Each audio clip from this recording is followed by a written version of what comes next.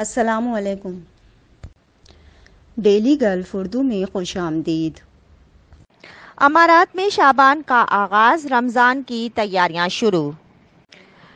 متحدہ عرب امارات میں شعبان کے آغاز کے ساتھ ہی رمضان کی تیاریاں شروع کر دی گئیں۔ نیوز کے مطابق متحدہ عرب امارات کی general authority of Islamic affairs and endowments کی ویب سائٹ نے 21 فروری کو یکم شعبان کے طور پر بیان کیا ہے، یعنی امارات میں آج سے شعبان کا مہینہ شروع ہو چکا ہے، جس کا مطلب ہے کہ رمضان کا مقدس مہینہ UAE سے اب صرف 30 دن دور ہے، کیونکہ اسلامی کیلنڈر کے مہینے 29 یا 30 دن کے ہوتے ہیں۔ یہ اس بات پر منحصر ہے کہ چاند کب نظر آتا ہے، تاہم فلکیاتی حساب کے تحت شعبان 30 دن تک جاری رہنے کی توقع ہے اور رمضان المبارک کا مہینہ 23 مارچ سے شروع ہونے کا امکان ہے۔ شہری ممکنہ طور پر 29 روزے رکھیں گے، کیونکہ جمعہ 21 اپریل کو عید الفطر کا پہلا دن ہونے کی پیش گوئی کی گئی ہے۔ بتایا گیا ہے کہ رہائشی عام طور پر ماہ شعبان میں ہی خود کو فجر سے شام تک رمضان کے روزوں کے لیے تیار کرتے ہیں۔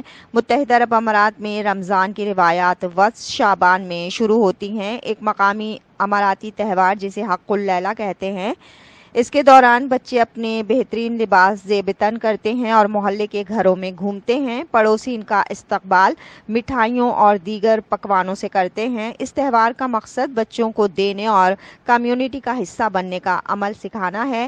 خیال رہے کہ رمضان اسلامی کیلنڈر کا 9واں اور مسلمانوں کے لیے سال کا مقدس ترین مہینہ ہے۔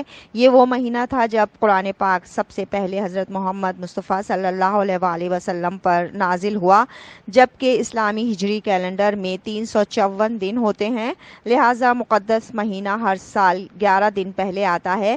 اس سال متحدہ عرب امارات میں بہار کے موسم میں رہائشی روزہ رکھیں گے۔ اس دوران ملک میں مسلمان روزانہ تقریباً 14 گھنٹے کھانے پینے سے پرہیز کریں گے۔